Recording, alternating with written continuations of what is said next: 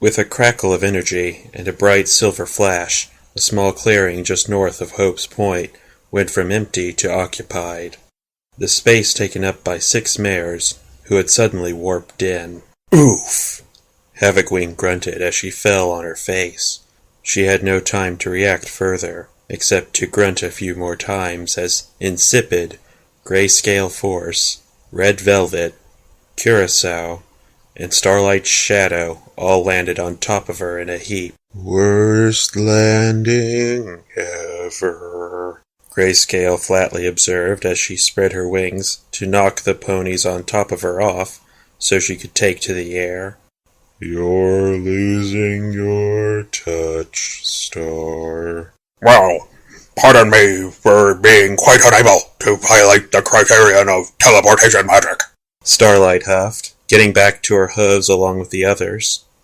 "I cannot teleport accurately to a location I have yet to personally visit, and I am only aware of this one from what little I remember of that infernal Chronomancer's Atlas. I would say you're fortunate you did not simply splice through the ground." Splice. Sounds messy, Velvet said brightly, her eyes twitching involuntarily. "I like it. I want to splice something. Hey, Star, how do you splice things? Is it like slice or dice or what?" "I think I landed on something," Insipid complained. "Yeah, that's me," Havocwing groaned. "Get off." "Ouch!" Insipid yelped as Havocwing surged with heat and abruptly leapt away. "Havoc, you dumb face! That's my butt you just lit on fire!" "Then maybe keep it off my face, airhead," Havocwing snapped back. "And we are back to normal, it seems." Curacao gave a light sigh. "Well, we are outside the location now, no? Zoot, and it's getting late. We took too long going over the plan, I think. Grayscale?" Grayscale gave a low grunt in response without bothering to turn and face her sister. "I have a task for you. Are you up to it?" "I'd rather you just get on with what it is than try to engage my enthusiasm," Grayscale muttered. Curacao was unfazed. "Sister, there may be security measures around the city besides the shield. Would you check around and see what you can find out? We need time to plan our entry. Yes, Pa?" "Typical. Still being used as a scout," Grayscale said unenthusiastically as she fluttered off to the west. "Wait. Late? How do you have any idea what time it is?" Havocwing asked after Grayscale flew away. "None of us have a watch, and there ain't a sun or moon or whatever." "I paid attention to the Chronomancer's boasting," The Earth Pony said simply. "She said she was able to tell time, even without un mont or anything. Well, last time she mentioned l'air. Elita Ertinfen, 8:37. "And so?" Havoc continued. So, that was 8 days and 16 hours ago. I have been counting. Curacao laughed. I am very good with numbers. What do? Anyway, Starlight, is the barrier as strong as we thought? Starlight hummed and flared her horn just barely, then shook her head in dejection. "It has a similar energy radiating from it to that of the gate doors. Thus, it must be energized by technomagic, which means it is refreshing itself every microsecond. My power could certainly shatter the shield, but it would simply repair itself instantly, as if nothing had happened. I do not believe I can prevent its replenishment long enough to allow any pony through. Perhaps Father could." Havocwing noticed Starlight's drooping at those last words, and reassured. "Hey now, don't go feeling bad that Pops is stronger than you. He's like a living god now or something, right? We'll make do with what we have, and I know you'll be able to handle things once we get past this stupid shield." "I suppose," Starlight sighed. I am curious as to how they could get their filthy scavenger hooves on that manner of techno-magic, though the Pandemonium Armed Forces would not suffer such embarrassment lightly. Well, we'll find out when we get inside, Havoqueen suggested. And then we get to slaughter them all, right? Velvet's eyes slid in and out of focus as she continued to talk. I just don't mean those stupid elements of harmony. I mean all the dirty normal ponies, too. Oh, please, oh, please. Of course we can. Starlight smiled. Anything that excites the blood within you, stirs you into a bloodlust, we shall do. I am eager to see the kind of power you wield without your beer-mongering. Yeah, fear may not make you, stronger and drunk anymore, but bloodlust totally still does, Insipid added. Blood. All of a sudden I have a craving for some, have any to spare, Red? No. Velvet shrugged. Jeez, what's with you lately? You keep asking us for junk, and it's getting aggravating. Leave her alone, Red Velvet. Curacao sighed. We've got something to focus our attention on. Our wanting letter has become more outspoken. Photo? You just meant you're not my number one best pony ever anymore, Curacao. For sure, jealous much? Insipid said with her nose in the air. Frankly, I don't really care. One less thing to worry about, Curacao said flatly. Insipid sneered a little at the comment, but otherwise didn't react. So if there's the big shield here, how do we get in? Havoqueen asked. I am not quite. Curacao started. She stopped and pointed west. Hold on. Here comes Grayscale. Sister, did you find anything useful to us? I saw something on my way back, Grayscale said glumly. But I don't think you're going to like it. Whatever it is, we can take it, Havoqueen boasted. So what is it? Some big old laser cannon?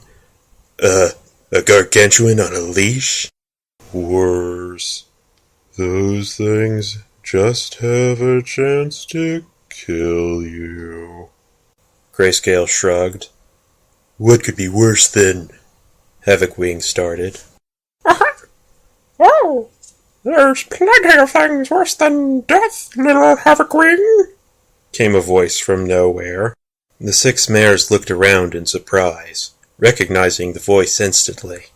As the voice cackled, Havoqueen looked down to see Grayscale Force's shadow suddenly elongate to twice its size. The shadow split into 2 down the middle, and the part that tore away morphed into a solid shape that rose from the ground. Havoqueen took a few steps back at the sight of the figure's great silver wings, the first things to manifest. The rest of his body began to take shape, until at last he was fully formed. He cracked his neck in agitation, causing the Stetson hat on his head to wobble. Red Velvet brightened immensely, the scar along her spine splitting open to ooze a thick tendril of blood that slowly took the shape of a top-hat-wearing snake. Fancy meeting you all here! Shadowstep scoffed, more than a hint of disdain tingling in his voice. It's a small little world after all, isn't it? Funny, I could have sworn that my master took you all off this little assignment. Assignment? Havoqueen nervously laughed. Oh, what assignment? Don't play stupid! Oh wait, sorry, you're not acting, are you? Just don't talk then! Shadowstep ridiculed, spitting a wad of black bile on the dirt. We are not here to complete any sort of assignment, Starlight stated simply. Oh? So you're here for some other convoluted reason, I take it? Curacao stepped forward. We are here on vacation. Papa gave us some time to ourselves, and we have heard a lot about this Earth's Point and Utopia beyond. A red utopia you're interested in? There are ships in Pandemonium that would take you there. he responded with a smirk. Of course. But who wants to be crowded onto a ship with a bunch of the common folk? We are of a more esteemed class. C'est pas? Earp's Point has the opportunity for private passage. Shadowstep hummed. I see. You realize, of course, that the elements of harmony are already inside, don't you? You're not here because of them, are you? Who are they? Curacao blinked. Well, fancy that. I thought they would be dead by now. After all, your papa's #1 assassin, we. Papa would be disappointed to know they eluded you. I hope this does not ruin our vacation. Shadowstep grit his fanged, rotten teeth. A small delay, nothing more. My master still has a purpose for me. That's why I'm still here, unlike the rest of you, who he discharged. Frankly, I'm astounded you're all still alive. You must not have been worth his time, Oh dear, have I struck a nerve? Curacao smirked. I am so sorry, Monsieur Shadowstep. I meant no offense. Shadowstep spat another glob of black bile on the ground. You just steer clear of the elements of harmony. That's my assignment now. I've been instructed to destroy them and the Chronomancer, and any pony else that gets in my way. That includes you if you try to take upon the job yourself. And don't think my lord would be upset if I did. Big talk coming from one pony against 6. Havocwing sneered. Shadowstep glared in her direction, and in an instant sunk into the shadow on the ground and disappeared. Havocwing swung her head back and forth looking for him, only to back into him as he reappeared behind her, manifesting out of her shadow. She yelped and leapt back a few steps. Now see, the difference between you and me is I don't fear death. He whispered. I can exist like this without anything to fear except my lord and master's disapproval. Nothing any of you could do to me compares to what he can do, especially now. You, though, if you get on my bad side, you may as well forget ever sleeping again. It might be tomorrow, it might be in a week, it might be 3 years from now, but one night I will come for you, and your sisters will find your head someplace they shouldn't, and your body 20 miles away. Understand that before you try to talk big to me again. Red Velvet squealed in delight. Oh my stars, that was hot! Shadowstep grunted in her direction. Oh, you again. You seem to be the only one of your sisters that doesn't hold any disdain for me. I find that odd, considering you're just as much a useless tool as they are. Velvet's smile dipped into a colossal frown, and she looked as if she was about to cry. Then, the tendril of blood at Velvet's side leaned into her ear, and she nodded a few times as it bobbed around. Shadowstep watched in confusion. It was as if she was listening to some pony talk into her ear. She perked up instantly, all sense of her sadness gone. She giggled. Glottos tells me that you only really hurt the ones you love. So you must really like me to say such mean things. If you ever want to get rough, stud, I can take it. Healing factor plus violent orgy equals... Red, seriously? Havocwing blanched. You're grossing me out. More than usual. Velvet stuck her tongue out at Havocwing. Oh, hush, Havoc. You're just jealous that I've got a stallion in my life now, and we're going to get married in a chapel of bones, and have a big wedding cake made of the flesh of our enemies, and have little horrible blood-spawn children, and we'll live happily ever after. Cloddles said so, didn't you, Cloddles? The tendril of blood formed a mouth that spoke in tune with her horrible ventriloquism.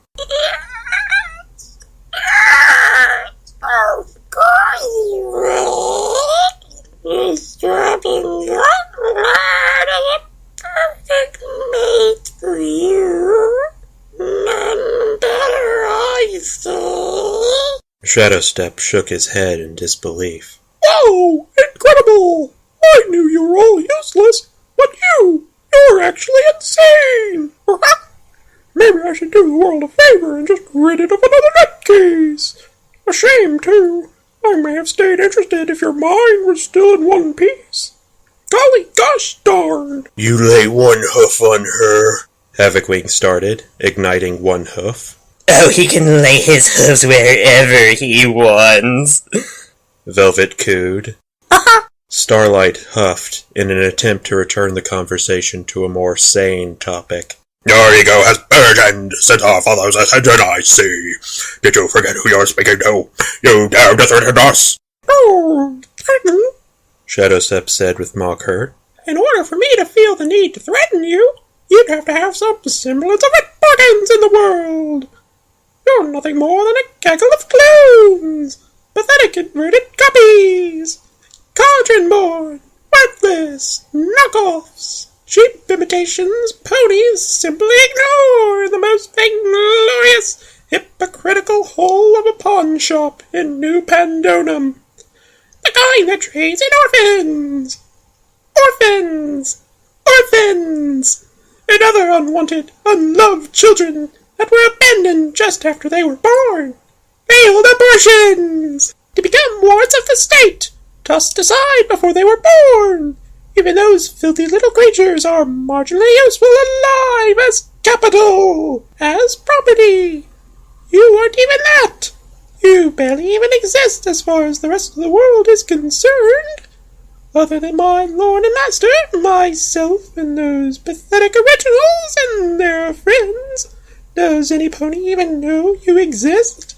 Any pony at all? That's right.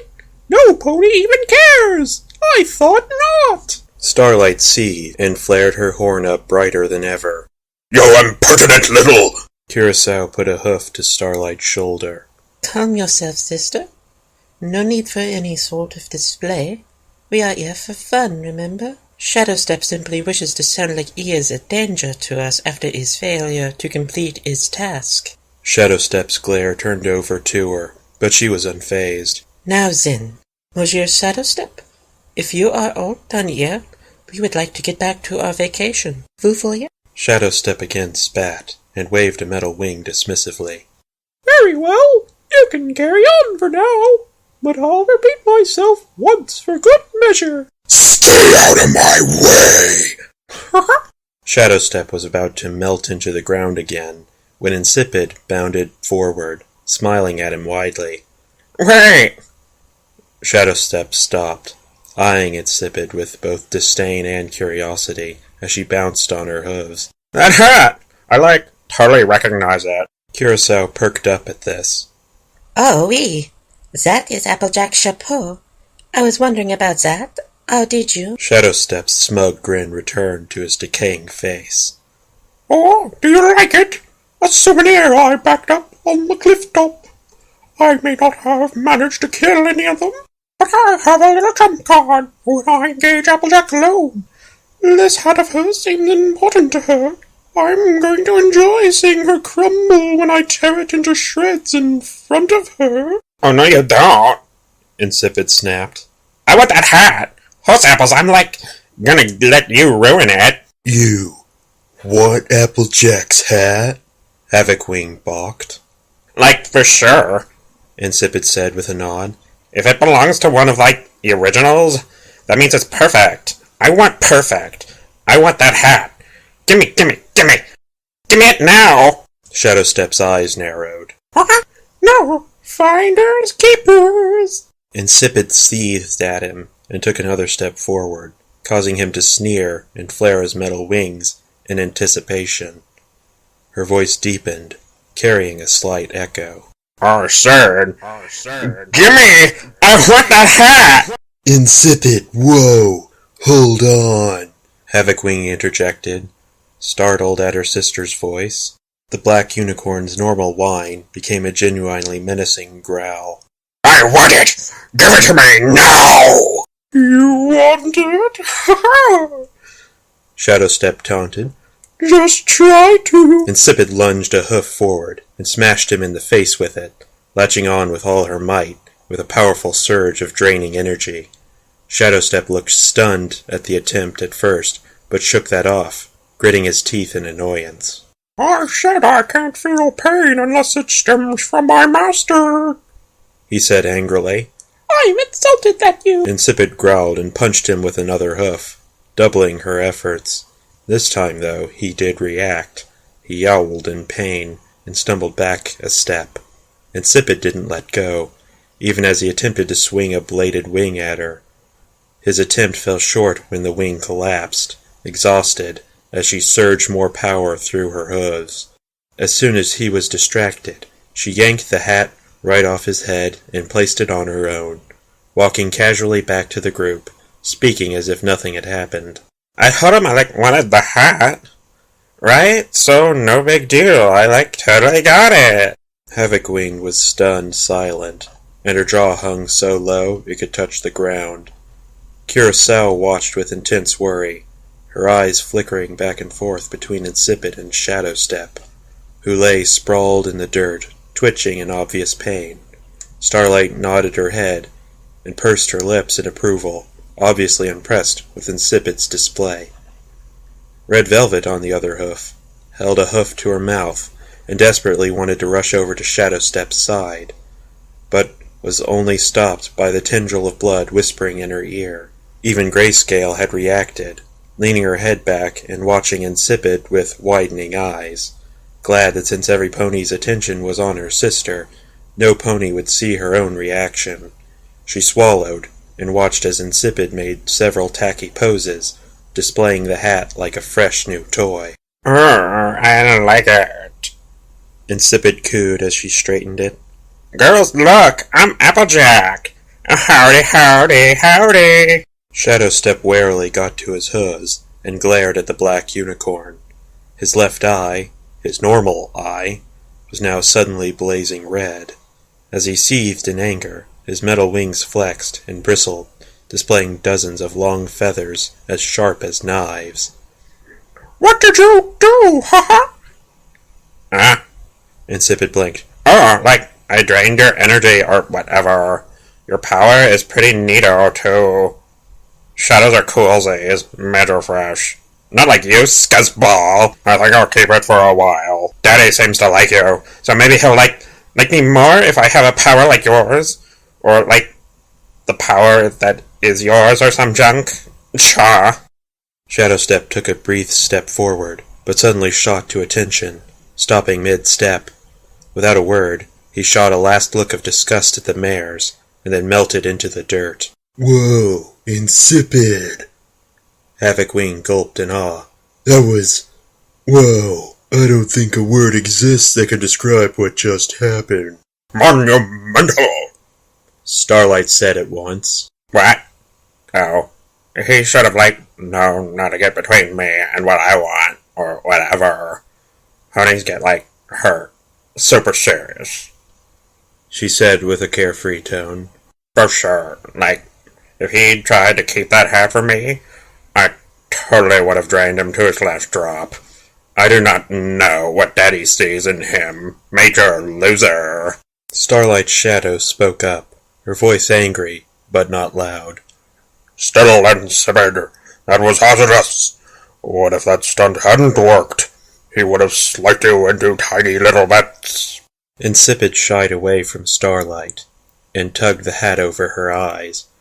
Oh, sorry, boss. I mean, Star boss. Please don't punish me. I'll be good. Starlight groaned and put a hoof to her face. Havocwing and Curacao shared brief glances with one another, then looked at Starlight. Starlight, could you come with us a moment? Curacao asked politely. Oh, certainly, The unicorn replied. The trio stepped aside a few dozen paces, then turned to face one another. Starlight spoke first. What is it you wish to discuss? We've got a job for you.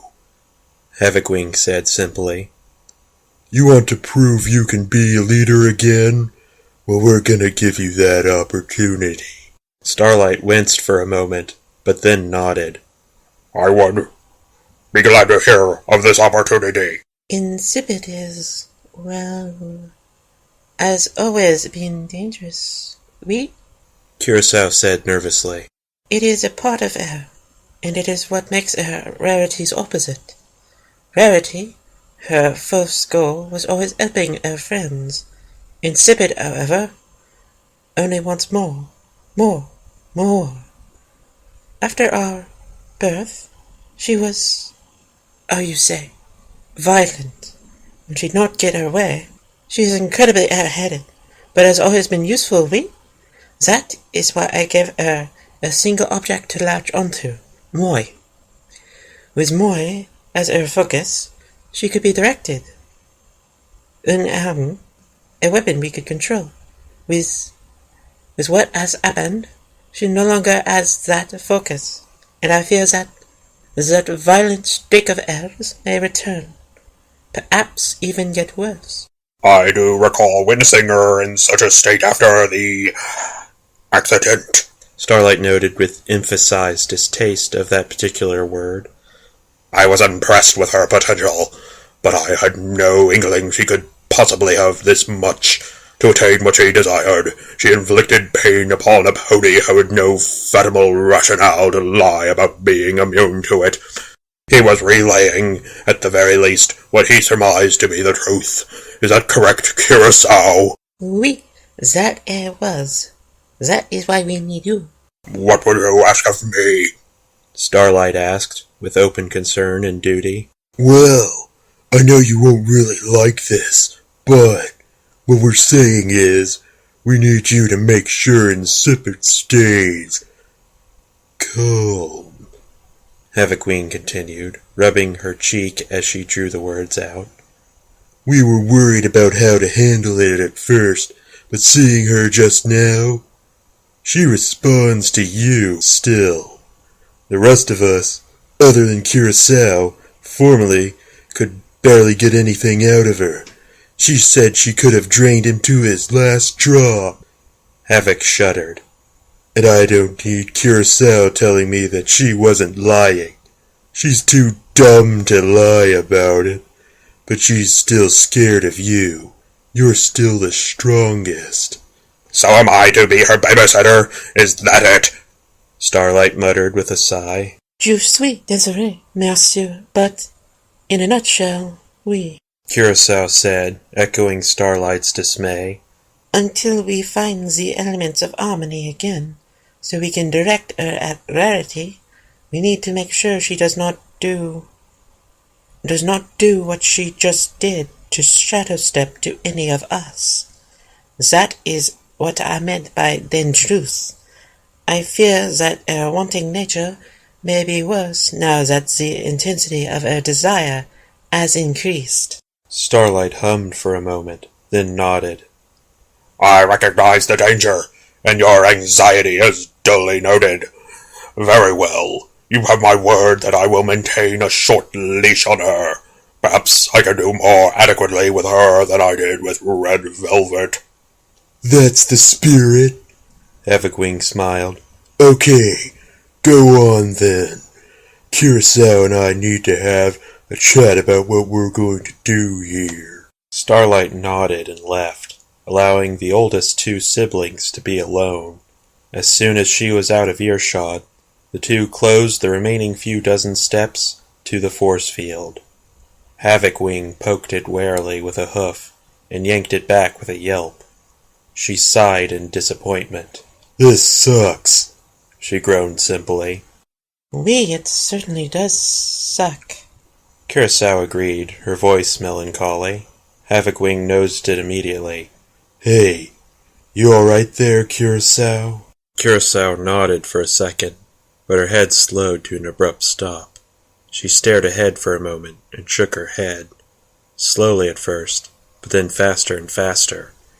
She slammed her hoof on the shield, letting it sit there and fizzle for a second before snapping it away. Zoot! Zoot! Zoot! It isn't fair. Havocwing, it isn't fair. Havocwing frowned. Hey, whoa, Curacao. Oh man, come on, not you too. The earth pony's head shook furiously, her eyes shut tight. It's not like that, Havocwing. I have no real problems with the we are copies issue. I suppose I always knew there was more to my connection with Applejack than met the eye. Now that I know the truth, it all makes more sense, not less. Havocwing put a hoof on Curacao's shoulder. Well, good. Then... Havoc, everything is happening at once. Curacao said softly, eyes still shut. I know that Papa made me Starlight Second, but I never thought I would ever need to take up the mantle. Hey, I never thought I'd actually get this position either. At least not like this. Havocwing chuckled nervously. But things just can't be that bad, right? No. Havocwing couldn't believe it. Curacao looked down despondently, and as she opened her eyes, Havoc saw actual tears forming that made the Pegasus' jaw drop for the third time since the teleport. Curacao took a deep breath and shook her head. It is my fault Insipid even needs a babysitter. I know I cannot be, how does she say, perfect, but if I could be perfect, if I were not just une copie de Applejack, perhaps she would still be her normal self. Perhaps she would still want to at least talk to me. I didn't mind being called Curie sometimes. Insipid, my poor petit bichari. But she will not even speak to me now. Not now. Not now. Havoc blinked at the tears trickling down Curacao's face. For a long moment, she thought it must be another of her older sister's mind games. But no, Curacao had not even lost her composure when Insipid had literally spit on her face. Now, while alone with Havocwing, she wept. For another long moment, Havocwing gazed past her sister at nothing in particular, unfamiliar with what she herself was feeling. She actually didn't want her sister to cry. She realized she didn't want to lead if she had to see her family like this to get the chance. Curacao sobbed quietly, breaking Havoc's train of thought. C'est horrible, mais c'est that mon idiot. And I can do nothing. I cannot be perfect. C'est pas possible. Havoc couldn't take it anymore. She was understanding too well why Curacao was sad, and for a moment felt her eyes shake. That made her angry, and she couldn't stop herself from opening her mouth. Hey, Curacao, look, it ain't your fault. Havocwing insisted, her voice fast and unsteady. You already know no one's perfect, right? Least of all us. In fact, in our case, that was kind of the point. Okay? Alright? So now we need a purpose. And it's like, we can't agree that we're worth finding a purpose. But you know, I seem to recall that we did all agree on something. This heap of crap is all those original mares' fault. Got that? That's what we all agreed on. We agreed. Starlight agreed. Velvet agreed. Bucking Grayscale agreed. Sorta. Insipid was too dumb to go alone anyway, so we're going to get the ponies at fault, and we're going to take our pain out on them. It may not be what we're here for, but it's what we're here for now. So that's what we're gonna do. Havocwing exhaled smoke fiercely, making Curacao smile in a way Havoc hadn't seen before. She saw the smile start in her eyes through her tears. To nearly sure, dear Havoc. Havoc swallowed, feeling seriously ill from all the happiness on Curacao's face for a moment, and then drove on, anything to make the moment pass. Look, I'll be honest here, Curacao. I really don't think I can do this without you, and I need you to stay strong with me. Curacao smiled and wrapped her younger sister in a hug. A real hug, with a real smile, unlike her unusually bad performance in Velvet's bloody family embrace. I am glad to have you with me here, Havocwing. I do not think I can do this alone either. Hey, whoa, random hug there. This whole family hug thing, it's a regular deal now, I guess. Havocwing said with a blush. And, right, yeah. I'm glad I've got you up here too. Help me too, Curacao. I, might be the best fighter ever, but I don't really know the first thing about leadership. You say that, but what you said to us earlier, what you've just said to Moy, that is what a leader does. We need to latch on to these things that makes us different from our originals. Fluttershy, she was and is no leader. You have the passion for it. So we have to be strong for our sisters, Havocwing. Curacao claimed with conviction. They need us, She said as she wiped her eyes, noticing for the first time Havoc's expression of escape. She chuckled a bit. Perhaps that is, how would you say, enough of the mushy affairs, and perhaps more getting into the city. I think perhaps that it may be best for a stealthy approach, no? If we go in by force, then the city will be alerted to us, and likely the element of harmony as well. Havocwing scratched her chin. Yeah, and with them all likely recuperating and getting back into shape, we'll have to face them, the Chronomancer, that dork Flathoof, and the city defense all by ourselves. I mean, I know we could do it, but with the odds that poorly in our favor, maybe stealth is the best way to go at this. I mean, if we'd been allowed to kill them from the start, they'd already be dead, and we all know it. And that is why I say we continue course. Curacao agreed. As for getting into the city, then leave that to me. This city as a main entrance, I can sneak myself in and shut down the shield from the inside. Simple, no? And about time your plans are. Havocwing laughed. No sense in waiting around, though. Curacao said as she looked off towards the entry structure. Take care of the others while I'm gone, Okay then, big sis. I'll hold the fort out here until you get word back to us. You still got that weird psychic connection the boss has? I will contact you when I am ready. Deco?